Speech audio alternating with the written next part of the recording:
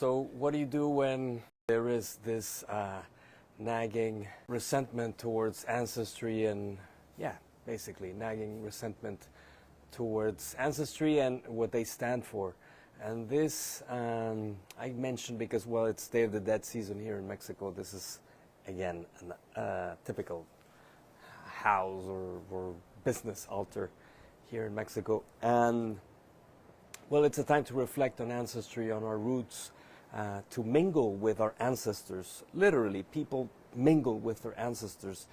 And ancestors, really, there is no particular season where we can connect with them any time. I mean, almost any time is good, as we do it with respect, and we know we're doing it with an open heart, and we know who we're connecting with. That being said, there is this consultee that came because of this reason. He had this sense of resentment towards his family and everything, or many things that they stood for. Very super highly conservative family, very religious background, and he was not really accepted by this circle, this family circle and the societal circle, because he's gay. And he knew that since he was a kid. And he also felt resentment towards his mother, and mainly towards his mother. And through the process, he was able to understand a few things that helped him, well, accept his roots, embrace them, and forgive his family, ancestry, his mother. He was able to understand that his mother didn't do what she did because she didn't like him, because she didn't accept him, but because she was in anguish, because she felt that he was going to have a hard life if he didn't change, if he continued, if he was gay.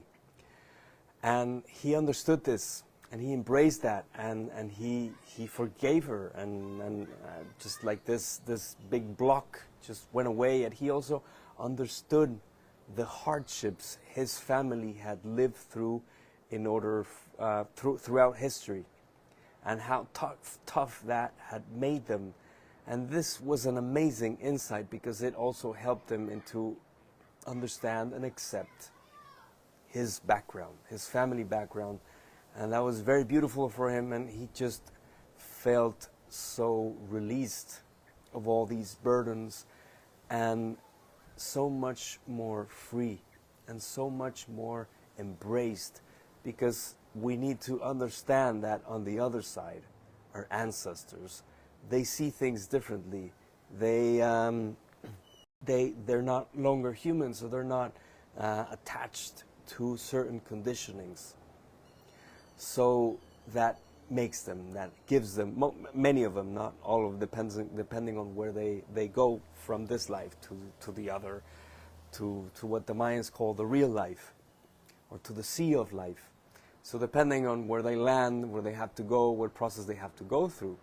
But many of them, they are in a place where they can understand us, and they see us, and they see us differently, and they understand what legacy they left, the good and the not so good, or the bad and hurtful legacy they left. But that's what they're for. They are for there to help us understand, to help us connect with a wiser vision of life.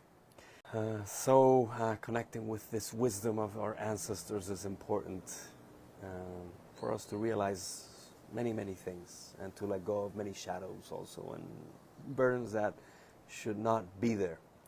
So I just wanted to share that, and thanks for watching.